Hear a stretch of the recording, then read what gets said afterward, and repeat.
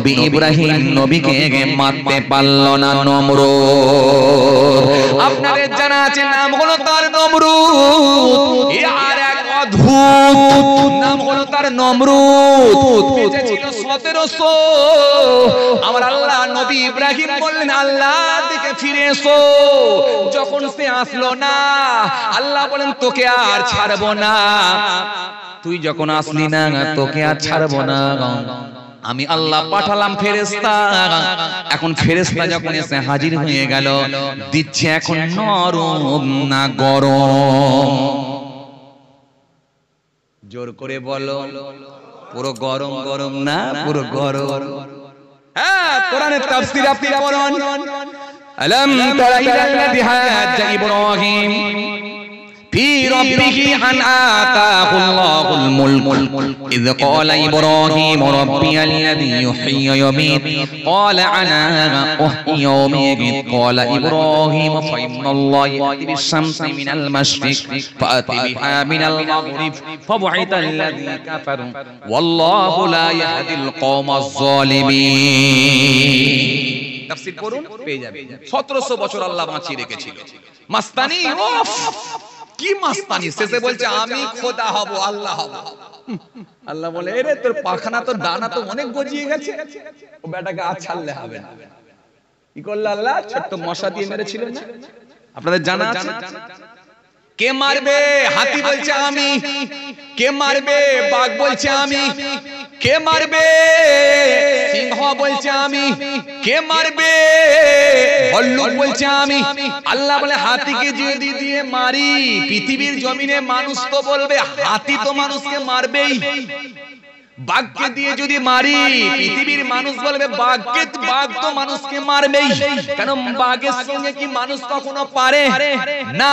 বাঘের দরকার হবে না, না হাতির প্রয়োজন হবে না, না সিংহের দরকার হবে না। আমি আল্লাহর জন্য ছোট্ট একটা মশাই যথেষ্ট। আল্লাহ বলেন কে যাবে? মশা বলল আল্লাহ যদি হুকুম দেন ওরকম বদমাইশকে মেরে আমরাই অংশগ্রহণ করব ইনশাআল্লাহ। আল্লাহ বললেন চলে যা। নবী ইব্রাহিমকে বারবার যখন জিজ্ঞাসা করা হলো, নমরুদ বলল ও নবী ইব্রাহিম কবে তোমার আল্লাহর সৈন্যরা আসবে বলো? বলো ঠিক টাইমে আসবে, ঠিক টাইমে আসবে। দাঁড়া, একটু সবর কর, একটু ধৈর্য ধর, ঠিক টাইমে আসবে আমার আল্লাহর সৈন্য। যখন আল্লাহর হুকুম হয়ে গেল, আমার রব বললেন হে ইব্রাহিম জানিয়ে দাও পাঠাচ্ছি আমি এবার সৈন্য। আল্লাহর সৈন্যের সঙ্গে লড়াই করবে কে? আল্লাহর সৈন্যের সঙ্গে লড়াই করবে কে? নমরুদ সৈন্যের সঙ্গে লড়াই করবে। নমরুদ চালা সৈন্যদের রেডি করেছে, জিম করছে, তেল মাখছে, তরোয়াল নিয়ে ঘুরে বেড়াচ্ছে, তীর নিয়ে ঘুরছে। আল্লাহর সৈন্যের সঙ্গে লড়াই করবে। পাহাড়ের দিক থেকে যখন বন বন করে মশা উড়ে এলো, যখনই বলল নবী ইব্রাহিম ওই যে এসে গেল, ওটা হলো আল্লাহর সৈন্য। নমরুদের টিম একটু মুচকি হেসে বলেছিল আল্লাহর সৈন্য মাত্র মশা, এর জন্য আমাদের তীর ধনুক কোনো তরোয়াল অস্ত্র লাগবে না, হাতে করে চিপতে আমরা এখনি ফটাফট করে মশাগুলোকে মেরে দেব। মশা আমরা হাতে করে মারি তো নাকি গো?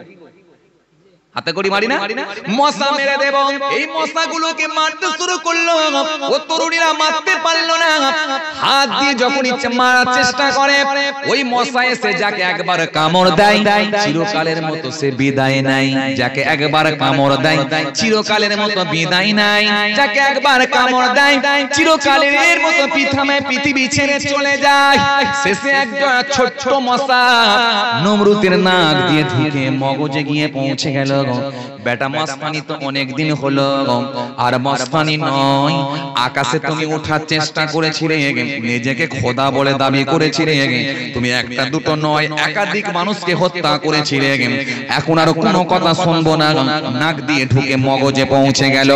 মগজে গিয়ে যখন কুটুস কুটুস করে কামড়ায়, সমস্ত ডাক্তার গুলো হেরে যায়, জ্যোতিষী হেরে যায়, নমরুদের সমাধান কোন ওষুধে আছে ভাই, কোন সলিউশন নাই, কোন সমাধান নাই। শেষে এক পণ্ডিত, শেষে এক অভিজ্ঞ ডক্টর, প্রবীণ ডক্টর এসে বলল, বাদশা জাহাপানা, ও বাদশা, যদি আপনার কপালে মাথায় একটু ঠোকার ব্যবস্থা করা হয়, আমার মনে হয় ব্যথা কমে যাবার সম্ভাবনা আছে। তাই মাথা যখন ঠুকতে শুরু হলো, মশা বলছে এই টাইমটাই আমি রেস্ট নেব। বলো, ওটা আমার রেস্টের টাইম। হাফ টাইমের একটা দরকার থাকে না? কথা বলো, হাফ টাইমের দরকার থাকে না? ওটাই আমার রেস্টের টাইম। মশা মাখন এসে কামড় দিচ্ছে। নমরুদ বাবারে মারে করে চিৎকার দেয়, বাবারে মারে করে চিৎকার দেয়, আবার টুকটুক করে ঠোকা হয়, বলে একটু রেস্ট পাই।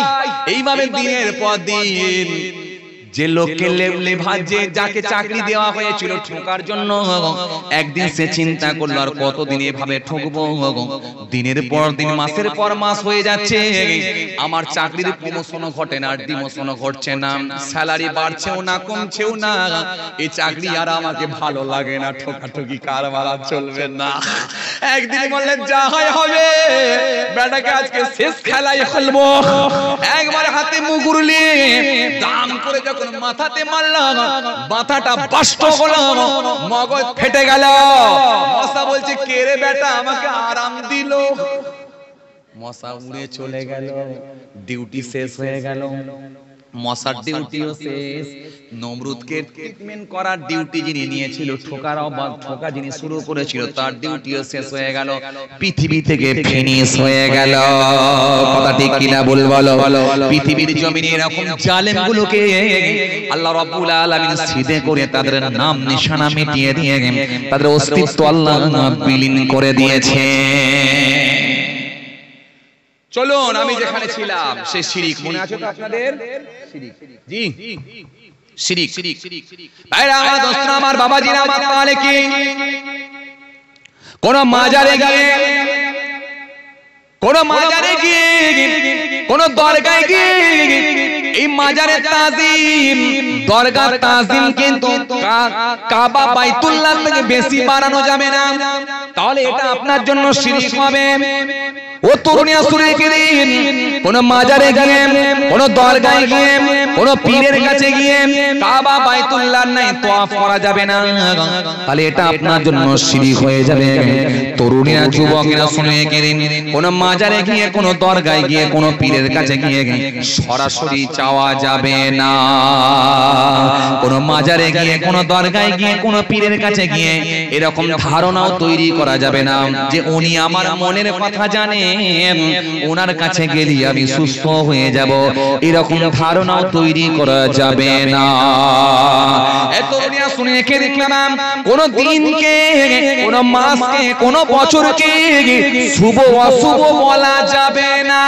ছেলে যেদিনে জন্মগ্রহণ করেছিল ওই দিনটা শুভ দিন, ওই দিনটা বন্ধুদেরকে বড় বড় রসগোল্লা খাওয়াচ্ছেন, চিকেন বিরিয়ানি করে খাওয়াচ্ছেন। আজকে আমার বেটা হয়েছিল, বেটার জন্ম তারিখ মনে করে চিকেন বিরিয়ানি করে খাওয়াচ্ছেন, বড় বড় রসগোল্লা করে খাওয়াচ্ছেন।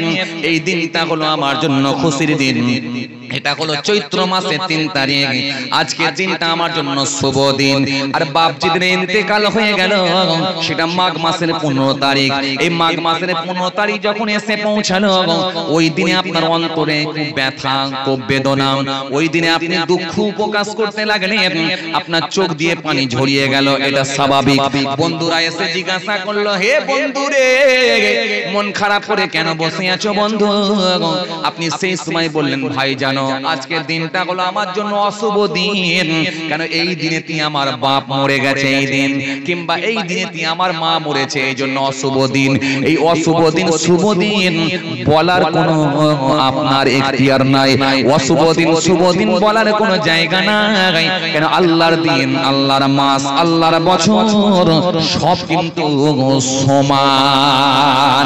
আপনি শুভ অশুভ বলতে পারবেন না, এটাও আপনার জন্য নাম সংক্রান্ত শিরক হতে পারে। ভাইরা আমার, বাবাজিরা আমার, ছুটি রেখে দিন বাবা, ভালো করে বোঝার চেষ্টা করুন বাবা। যে কথা বোঝাতে চাইছিলাম ভালো করে বোঝার চেষ্টা করুন। জি, ভালো করে বোঝার চেষ্টা করুন।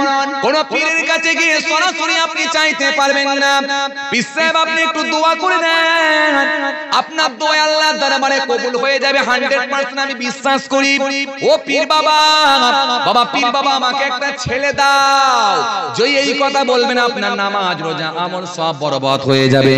এইজন্য আমার দাদাজান পীরনগর শরীফের হুজুর কেবলা বলতেন, বাবা খাজা বাবার দরবারে যাও খুব ভালো, কিন্তু বেঈমান হয়ে যেন চলে সোনা বলো।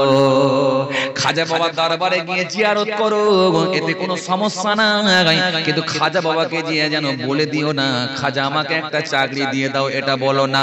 খাজা বাবাকে গিয়ে যেন বলে দিও না বাবা খাজা আমাকে একটা ছেলে দাও। তুমি কাউকে ফিরায়ও না, আমাকেও ফিরাবে না। তোমার কাছে বহু আশা নিয়ে এসেছি খাজা, তুমি যেন আমাকে নিরাশ করে দিও না, এটা যেন বলো না। খাজা বাবার সঙ্গে সরাসরি যদি চাও এটাও কিন্তু তোমার জন্য শিরক হয়ে যাবে। আল্লাহকে আপনি ভগবান বলে ডাকতে পারবেন না। অনেক মুসলমানের ছেলে গায়ের কয়েকদের সঙ্গে উঠা বসা করে তাদের কাছে কাছে পাশাপাশি থেকে আল্লাহকে ভগবানও বলে ফেলে, নাউজুবিল্লাহ। যার দেখবেন স্ত্রীলিঙ্গ হয়, যার বহু বচন হয়, এরকম কথাগুলো আল্লাহর ক্ষেত্রে ব্যবহার করা যায় না। এদিন আল্লাহকে আপনি ভগবানও বলতে পারবেন না। ভগবান ভগবতী যার বহু বচন হয়, যার স্ত্রীলিঙ্গ হয়, ঈশ্বর যার বহু বচন হয়, স্ত্রীলিঙ্গ হয়, এরকম কথা আল্লাহর ক্ষেত্রে ব্যবহার করা যাবে না। আল্লাহর জন্য উপরওয়ালাও আপনি বলতে পারবেন না। উপরওয়ালা যদি উনি হন তো নিচেওয়ালাকে প্রত্যক্ষভাবে না হলেও পরোক্ষভাবে সাব্যস্ত হয় আর একজন নিচেওয়ালা আছে।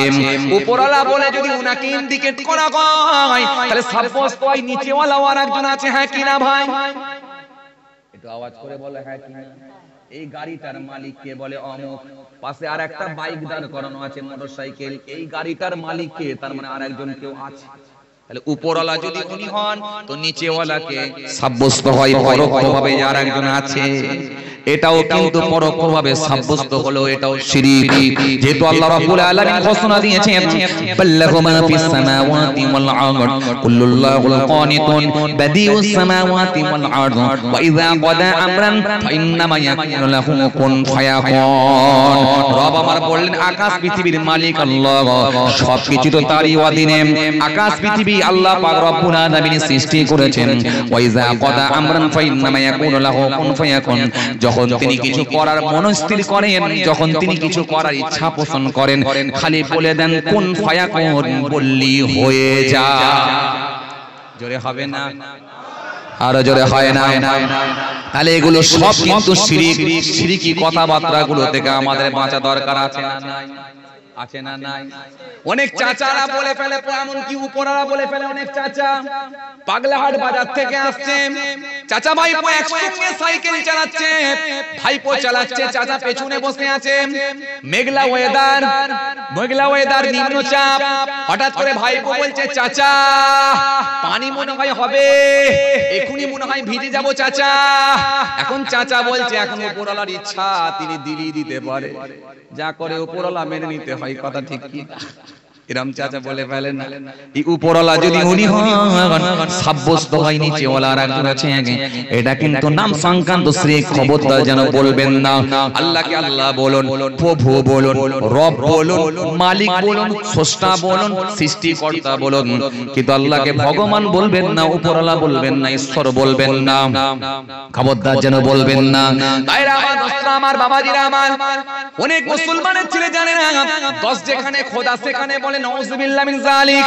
খবরদার এরকম কথা বলবেন না। আমরা এখানে অনেক 10 জন আছি, তার মানে এখানে আমাদের রব আল্লাহ আছে। যদি আমি একা থাকি তার মানে আপনার কথাই সাব্যস্ত হয় আল্লাহ নেই। নাউজুবিল্লাহ কথা বলবেন না। আল্লাহ বলেন নাহানু আকরাবু ইলাইহি মিন হাবলিল ওয়ারিয়িন। বান্দা তোদের গর্দানের রগের থেকেও আমি আল্লাহ আরো নিকটে, আরো কাছে আছি। জোরে হয় না? আরো জোরে হয় না আল্লাহ বলেন ফাইনামা তুআল্লু ফাসানওয়াজুল্লাহ বান্দা তোরা যেদিকে তাকাস না কেন চারিদিকের মালিক হলাম আমি আল্লাহ সুতরাং আপনি কি খাচ্ছেন কি করছেন কি কথা বলছেন কোন দিকে হাঁটছেন সবকিছু আমার রব সবকিছু খবর রাখে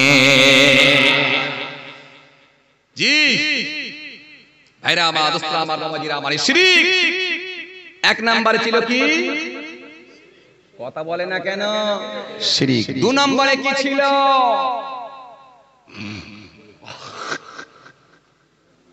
দুই নম্বরে কি ছিল জি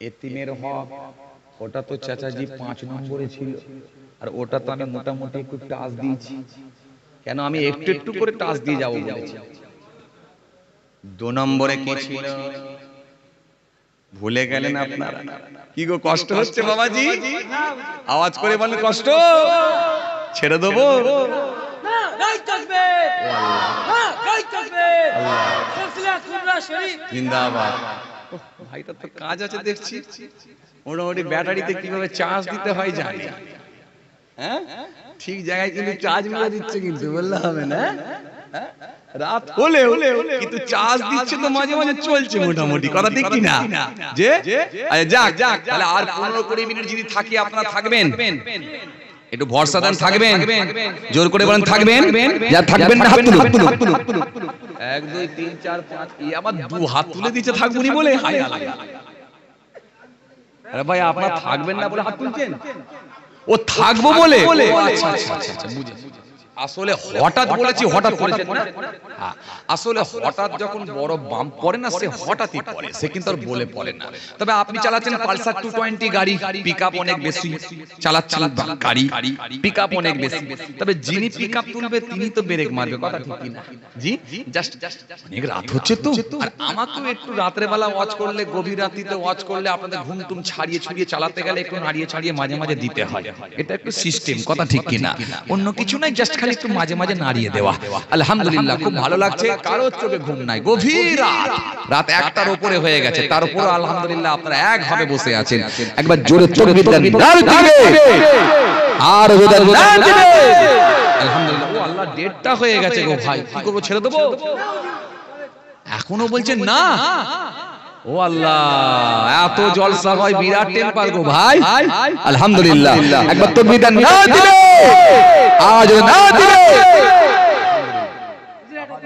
জি তাহলে বাবাজি আমার ভাইরা শিরক সম্পর্কে একটুখানি টাচ দিলাম জি এই রকম কথাগুলো শিরকি কথাগুলো আমাদের সামনে যেন না হয় মাথায় থাকবে তো ইনশাআল্লাহ মাথায় থাকবে ইনশাআল্লাহ এই রকম কথাগুলো বলবেন না অনেকে বলে দেখবেন পাঞ্জা লড়ছে মৃত্যুর সঙ্গে পাঞ্জা লড়ছে নাউজুবিল্লাহ এই কথাগুলো বলবেন না পাঞ্জা লড়ছে কি বলে অমুক নেতা কেমন আছে বলে অবস্থা ভালো নয় তবু এখনো পাঞ্জা লড়ছে দেখা যাক বলে না কথায় হ্যাঁ পাঞ্জা লড়ছে কি রে খাপা বলতো একজনের নাম ঠিকানা অ্যাড্রেস দিয়ে দাও তো ভাই আমি অন্য জায়গায় জলসায় গিয়ে ঝাড়বো একটা নাম ঠিকানা অ্যাড্রেস দাও তো দেখি যে বাবা আদম আসলামের জামানা থেকে আজ পর্যন্ত বেঁচে আছে যে মৃত্যুর সঙ্গে পাঞ্জা লড়ে এখনো জিতে আছে নাম বলতে পারবেন আপনারা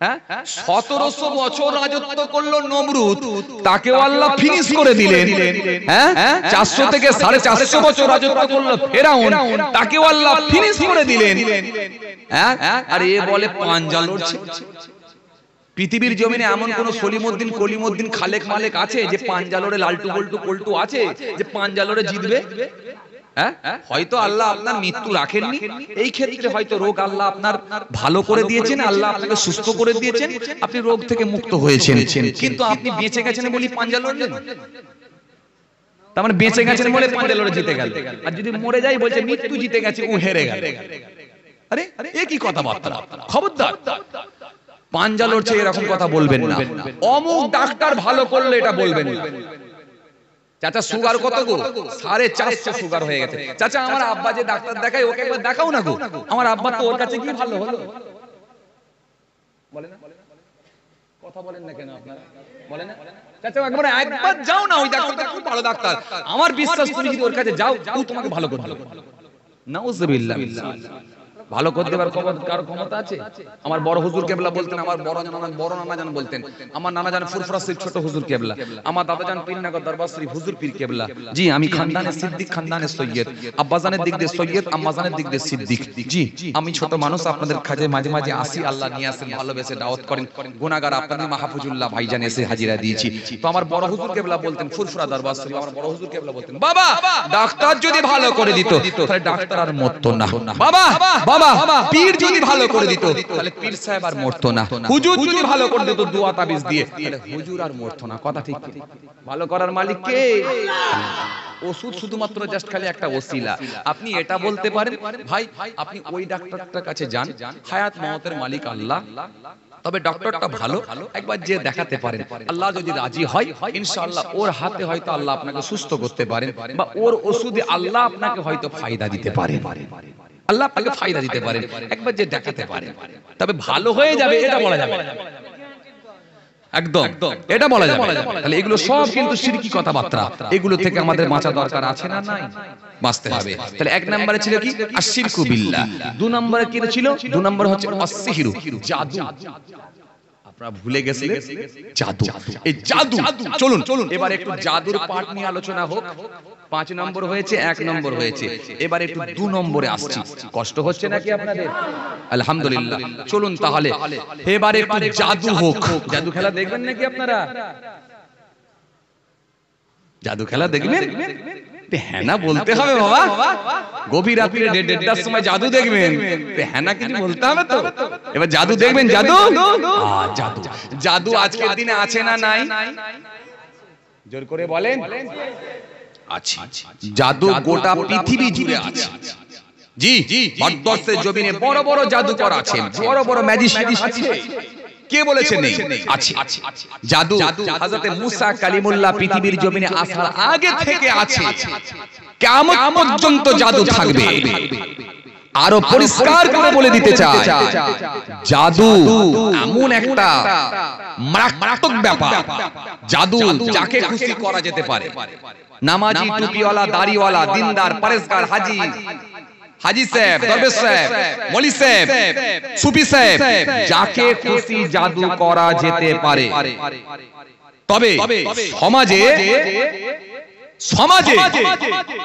যে লোকগুলো দাড়ি নাই, টুপি নাই, নামাজ নেই, রোজা নেই, দিন নেই, শরিয়ত নেই, ইসলাম নেই, এরকম ভেজাল মালগুলোকে, মানে ওই ছাট মালগুলো, ছাট মাল বুঝতে পারছেন?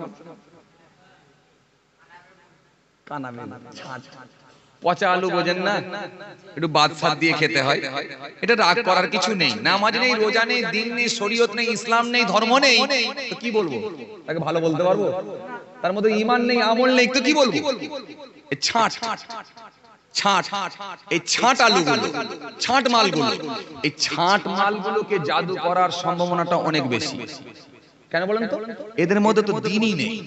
আর যাদের মধ্যে দ্বীন আছে তাদের জন্য আমার আল্লাহ পাক কোরআনের মধ্যে মেডিসিন দিয়েছে, ওষুধ, জাদু থেকে বাঁচার প্রোটেকশন আল্লাহ দিয়ে দিয়েছে, বাঁচার লাইন আল্লাহ বলে দিয়েছে। তবে জাদু যে সত্য, এটা কিন্তু একদম 100% সত্য কথা। কারণ বিশ্বনবী প্রফেট মুহাম্মদ সাল্লাল্লাহু আলাইহি ওয়াসাল্লামকেও জাদু করা হয়েছিল। আপনারা জানেন তো নাকি? জানেন না আপনারা? ও মুরব্বি চাচারা, আপনারা জানেন না? হ্যাঁ না বলেন। অনেক ওয়াজ আপনারা শুনেছেন, আপনাদের মনে পড়বে, বললেই মনে পড়বে। জাদু করেছিল। কে জাদু করেছিল বলেন তো? ভুলে যাচ্ছেন? জাদু করেছিল এক ইহুদি মহিলা, যার নাম হলো লাবিদ বিন আসিম। জাদু করেছিল ইহুদি মহিলা। এখান থেকে পরিষ্কার হলো যে ইহুদিরা হলো জাদুতে পারদর্শী। তাহলে তারা খুব ভয়ঙ্কর জাদু করতে পারে। তৎকালীন সময়ে ইহুদিরা এরকম ভাবে জাদু করত, ভয়ঙ্কর ভয়ঙ্কর জাদু করত, মানুষকে একদম মানে কি বলবো, একদম বিছানার সঙ্গে মিলিয়ে দিত। ভয়ঙ্কর জাদু করতে পারত। জাদু হচ্ছে, জাদু শিক্ষায় পারদর্শী হলো ইহুদিরা। আর আজকের দিনেও জাদু আছে গোটা পৃথিবী জুড়ে। জি আমার ভারতেও বড় বড় জাদুকর আছে। এইরকম একজন জাদুকরের নাম আপনি বলছি, ভালো করে শোনেন, আপনাদের মনে পড়বে। এই ভারতের জমিনে, আবার ভারতকে জাদুর আতুর ঘরও বলা যেতে পারে। এরকম একজন ভয়ঙ্কর জাদুকর যার নাম হলো পিসি সরকার। নাম শুনেছেন আপনারা? নাম শুনেছেন? বহুদিন আগে আমার আরামবাগেও নাকি শুনেছিলাম একবার খেলা দেখাতে গেছিল জাদু, পিসি সরকার খেলা দেখাতে যখন কি ভয়ঙ্কর, যে দেখতো একবার সে বলতো না দেখবো না আর বারবার। কি ভয়ঙ্কর! নাম হচ্ছে পিসি সরকার, মস্ত বড় একজন জাদুকর। তবে এই যে প্রথম জাদু তা না, পিসি সরকার জাদু যে দেখাতো এই প্রথম জাদুকর তা না। সরকার ফ্যামিলি তার পূর্বপুরুষরাও কিন্তু জাদু দেখানোয় অভ্যস্ত ছিল। সবথেকে আপনাদের জানা আছে সিনিয়র পিসি সরকার, যিনি সর্বপ্রথম জাদু দেখাতে শুরু করেন। দেশ স্বাধীনের আগে তিনি জাদু দেখাতে শুরু করেছিলেন। দেশ স্বাধীনের আগে নেতাজি সুভাষচন্দ্র বসুর সঙ্গে পিসি সরকারের সাক্ষাৎ হয়। সিনিয়র পিসি সরকার, এই সিনিয়র পিসি সরকার তৎকালীন সময়ে অঙ্কে ম্যাথে গ্র্যাজুয়েশন কমপ্লিট করার পরই মাত্র 20 বছর বয়সে তিনি জাদু খেলা দেখাতে শুরু করলেন। জাদু খেলা তৎকালীন সময়ে পিসি সরকারের পরিবারের মানুষেরা, জি তার বাড়ির সদস্যরা পিসি সরকারকে বাধা প্রদান করলো। পিসি সরকার খবরদার জাদু দেখাবে না, কেন ভারতবর্ষের মানুষ জাদুকে কুসংস্কার মনে করে, সুতরাং জাদু তুমি দেখাও না। এখনো ভারতের মানুষ ভালো চোখে জাদুকে নেয় না, সুতরাং জাদু খেলা দেখাবার দরকার নাই, জাদু খেলা দেখাবার দরকার নাই। জাদু দেখালে হয়তো তোমার প্রাণহানিও হতে পারে, তোমার প্রাণের উপরে কেউ অ্যাটাক করতে পারে, জাদু দেখাবার দরকার নাই। কিন্তু সিনিয়র পিসি সরকার অ্যাকচুয়ালি বলতে পারা যায় সবকিছু বাধা ঠেলেই, সমস্ত ঘাত প্রতিঘাতের মধ্যে দিয়েও তিনি জাদু খেলা দেখাতে অভ্যস্ত হন, জাদু খেলা দেখাতে শুরু করলেন। এই জাদু খেলা দেখাতে দেখাতে দেখাতে দেখাতে পিসি সরকারের পরিচিতি আস্তে আস্তে বাড়তে লাগলো। এমন অবস্থায় দেখা যায় যে তৎকালীন সময়ে নেতাজি সুভাষচন্দ্র বসুর সঙ্গে সাক্ষাৎ হলো। নেতাজি সুভাষচন্দ্র বসুর নাম শুনেছেন তো আপনারা? বিখ্যাত লোক না নেতাজি সুভাষচন্দ্র বসু, তার সঙ্গে সাক্ষাৎ হলো। নেতাজি সুভাষচন্দ্র বসু সেই সময় পিসি সরকারের সঙ্গে যখন পরিচয় হলো, জানতে পারলেন তিনি জাদুকর, তিনি জাদু দেখান। নেতাজি সুভাষচন্দ্র বসু পিসি সরকারকে, সিনিয়র পিসি সরকারকে ধন্যবাদ দিলেন, দিয়ে বললেন আরে ইংরেজদের অধীনে না থেকে, ইংরেজদের কি বল তাবেদারি না করে, ইংরেজদের কথায় না চলে নিজের চেষ্টায় বড় হতে চাইছে, এই জন্য আমি তোমাকে ধন্যবাদ দিলাম। কিন্তু নেতাজি সুভাষচন্দ্র বসুর সঙ্গে পিসি সরকারের বিরাট সম্পর্ক। জি সিনিয়র পিসি সরকার নেতাজি সুভাষচন্দ্র বসুকে সুভাষদা বলে ডাকতেন। সুভাষদা বলতেন মানে বুঝতে পারছেন কতটা সম্পর্ক ছিল। হ্যাঁ, খুব গভীর সম্পর্কের মানুষ ছিলেন না, খুব গভীর সম্পর্ক ছিল। এই জন্য সুভাষদা বলতেন কে? সিনিয়র পিসি সরকার। সিনিয়র পিসি সরকার নেতাজি সুভাষচন্দ্র বসুকে সুভাষদা বলে তিনি সম্বোধন করতেন। আর নেতাজি সুভাষচন্দ্র বসু তিনি পিসি সরকারকে ছোট ভাইয়ের মতোই ভালোবাসতেন, দুই দাদা ভাইয়ের মতো সম্পর্ক ছিল। একদিন নেতাজি সুভাষচন্দ্র বসু, ভালো করে খেয়াল করে শুনুন তবে বুঝতে পারবেন, নেতাজি সুভাষচন্দ্র বসু পিসি সরকারকে বললেন, পিসি সরকার তোমাকে এই ভারতের বাইরেও খেলা দেখাতে হবে, ভারতের বাইরে খেলা দেখিয়ে এই ভারতের নামকে উজ্জ্বল করতে হবে, ভারতের নামকে ছড়িয়ে দিতে হবে, ভারতের বাইরেও তোমাকে খেলা দেখাতে হবে। তবে এই মুহূর্তে ইংল্যান্ডে যাবার দরকার নাই, কারণ ইংল্যান্ডের মানুষেরা ভারতীয়দেরকে ভালো চোখে দেখে না, ভারতীয়দেরকে নেগলেক্ট করে, ঘৃণা করে, সুতরাং ভারতীয়দেরকে তারা ভালো চোখে দেখে না। সুতরাং এই মুহূর্তে ইংল্যান্ডে যাবার দরকার নাই, তুমি জাপানে যাও। কিন্তু জাপানে যাওয়া বললেই তো যাওয়া নয়। তৎকালীন সময়ে জাপানে যাওয়া মানে সহজ ব্যাপার নয়। গাড়ি ঘোড়া অ্যাভেলেবেল ছিল না, টাকা পয়সা প্রচুর ছিল না, রাস্তাঘাটের পরিস্থিতিও খারাপ ছিল। কথা ঠিক কিনা? কথা বলেন, পরিস্থিতি খারাপ ছিল। একদিন পিসি সরকার চিন্তা করলেন যাব কি করে, আমাকে তো দাদা সুভাষদা বারবার বলছে পিসি সরকার যাও খেলা দেখাতে, যাব কি করে। একদিন বহু ঘটনা ঘটেছিল, আমি সংক্ষেপে একটু বোঝানোর জন্য বলছি। একদিন পিসি সরকারকে সুভাষদা, নেতাজি সুভাষচন্দ্র বসু তিনি পিসি সরকারকে এসে বললেন, এ পিসি সরকার, রসবিহারীর সঙ্গে আমার কথা হয়েছে, তুমি যাও জাপানে খেলা দেখাও। জাপানে চলে গেলেন খেলা দেখাতে কে? সিনিয়র পিসি সরকার।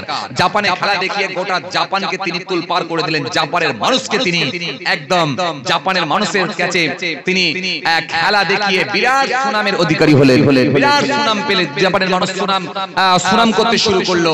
পিসি সরকারের বিরাট নাম ছড়িয়ে গেল জাপানের বুকে। তবে তিনি যে ইংল্যান্ডে যাননি এটা নয়, ইংল্যান্ডে তিনি গিয়েছিলেন, কিন্তু দেশ স্বাধীনের পরে গিয়েছিলেন, দেশ স্বাধীনের আগে নয়। দেশ স্বাধীনের আগে যখন ইংল্যান্ডে যাবার কথা বলা হতো তিনি বড্ড রাগান্বিত হতেন, রেগে যেতেন, তার রক্ত গরম হয়ে যেত। কারণ যে ইংরেজরা ভারতীয়দের উপর অত্যাচার করে, জুলুম করে, ভারতীয়দেরকে কষ্ট দেয়, আর আমি সেই ইংল্যান্ডের জমিনে গিয়ে, আমি সেখানে গিয়ে ইংল্যান্ডের জমিনে গিয়ে সেখানে গিয়ে খেলা দেখাবো, এটা হতে পারে না, এটা হতে পারে না। তাই তিনি ইংল্যান্ডের জমিনে যেতে নারাজ হয়েছিলেন। কিন্তু দেশ স্বাধীনের পরে তিনি ইংল্যান্ডের জমিনে খেলা দেখাতে গেলেন। তারিখটা ছিল 9 এপ্রিল 1956 সাল। 1956 সালে 9 এপ্রিল যখন ইংল্যান্ডের জমিনে ফার্স্ট তিনি খেলা দেখাতে গিয়েছিলেন, রাত 9টার সময় ওই বিবিসি বা ব্রিটিশ ব্রডকাস্টিং কর্পোরেশনে যখন খেলা দেখাতে শুরু করলেন, একটা লম্বা টেবিলের উপরে 17 বছরের একটা মহিলাকে শুইয়ে দিলেন। 17 বছরের একটা মহিলাকে শুইয়ে দিয়ে মাঝখান দিয়ে করাত দিয়ে দুটুকরো করে দিলেন। করাত দিয়ে যখন দুটুকরো করে দিলেন, তার যে করাত দিয়ে দুটুকরো হয়ে গেছে এটা নিশ্চিত করার জন্য মাঝখানে একটা কার্টুন লাগালেন। কার্টুন দিলেন। কার্টুন আপনারা চেনেন তো? কার্টুন চেনেন তো? চেনেন না কার্টুন? হ্যাঁ, কার্টুন চেনেন। ওই যে আপনারা দেখেছেন না, টেবিল ফ্যান একটা কিনে নিয়ে আসছেন, একটা খাপের মধ্যে থাকে, মোটা খাপ, একটা আয়রন কিনে আনছেন, ইস্ত্রি কিনে আনছেন, একটা মোটা খাপের মধ্যে ভরা থাকে, এটা হচ্ছে কার্টুন। একটা বড় কার্টুনকে মাঝখানে দিয়ে দিলেন, যে তিনি যে দুটুকরো করে দিয়েছেন এটা নিশ্চিত, এটা কনফার্ম, এটাকে মানুষের সামনে তুলে ধরার জন্য মাঝখানে একটা কার্টুন পর্যন্ত দিয়ে দিলেন। কে? সিনিয়র পিসি সরকার। কিন্তু হঠাৎ ব্রডকাস্টিং কর্পোরেশনটা হঠাৎ যখন তিনি শুইয়ে দিলেন, এই ব্রডকাস্টিং হঠাৎ বন্ধ হয়ে গেল রাত 9টার সময়। কালো কাপড় যখন চাপা দেওয়া হলো, দেওয়ার পর ফোনটা বন্ধ হয়ে যাওয়ার পর ইংল্যান্ডের জমিনে তুলপাস শুরু হয়ে গেল। হাজার হাজার ফোন বিবিসিতে আসতে লাগলো, হাজার হাজার ফোন আসতে লাগলো, প্রশাসনকে খবর দেওয়া হলো, এমনকি প্রেসের মানুষরাও আসতে শুরু করলো যে এটা কি তাহলে কোনো মার্ডার? দুটুকরো করে দেওয়া হলো, কালো কাপড় চাপা দেওয়া হলো, কিন্তু মানুষ জীবিত হলো না কেন? শো বন্ধ কেন? কিন্তু আসলে তো এটা মার্ডার নয়, এটা কি জাদু খেলা? হ্যাঁ, গল্পটা পরদিন সকালে পরিষ্কার হলো। কিভাবে হলো? পরদিন সকালে যখন পেপারের হেডলাইনে বেরোলো, বড় করে লেখা, আর যে মহিলাটাকে দুটুকরো করা হয়েছিল, ছিঁড়ে ফেলা হয়েছিল, ওই মহিলাটা বড় করে ছবি। ওই মহিলাটি নিজে মুখে বলতে শুরু করলো, আমি সেই মেয়ে, আমি সেই মহিলা, আমাকে দুটুকরো করে দেওয়া হয়েছিল, আমি পুরোপুরি সুস্থ আছি, আমার কোনো অসুবিধা হয়নি, সুতরাং আপনারা একদম কোনো চিন্তিত হবেন না। আর আমি একটা কথা বলি, ভালো করে শুনে রেখে দেন, পরবর্তী খেলা যদি এরকম হয়, সেই খেলাতে আমি আবার অংশগ্রহণ করব, আমি ইচ্ছুক এরকম খেলাতে অংশগ্রহণ করার, সুতরাং আমার কিছু হয়নি, আমি ভালো আছি। যখন এই রকম ভাবে বড় বড় হেডলাইনে দেওয়া হলো, তখন কিন্তু গল্পটা পরিষ্কার হলো যে জাদু খেলা দেখিয়ে আবার মেয়েটা বেঁচে গেছিল। এই খবরটা যখন ইংল্যান্ডের জমিনে ছড়িয়ে গেল, পরবর্তী খেলা যখন তিনি আবার ইংল্যান্ডের জমিনে দেখাতে গেলেন, গোটা ইংল্যান্ডের জমিন তুলপার হয়ে গেল পিসি সরকারের খেলা দেখার জন্য। হাজারো হাজারো মানুষের সমাগম হতে লাগলো, খালি পিসি সরকারের খেলা দেখবে। এ হচ্ছে পিসি সরকার, বুঝে আসছে? জি, এ হচ্ছে পিসি সরকার। খেলা দেখাতেন ভয়ঙ্কর, নাম হচ্ছে পিসি সরকার। যে দেখতো একবার, সে বলতো দেখবো না আর বারবার। খেলা কি খেলা, ভয়ঙ্কর, নাম পিসি সরকার। এই হচ্ছে বড় জাদুকর। আমি সংক্ষেপে বললাম, একটু পরিচয় তুলে ধরলাম। জি, ইনি হচ্ছেন সিনিয়র পিসি সরকার। তারপরে জুনিয়র পিসি সরকার খেলা দেখিয়েছেন। এমনকি তিনার নাতনি কণিকা সরকার, তিনিও খেলা দেখাতেন। সরকার ফ্যামিলি সকলেই এই জাদু খেলা দেখানোয় অভ্যস্ত ছিলেন। কথা বুঝেন? তাহলে এই রকম জাদু তৎকালীন সময় ছিল।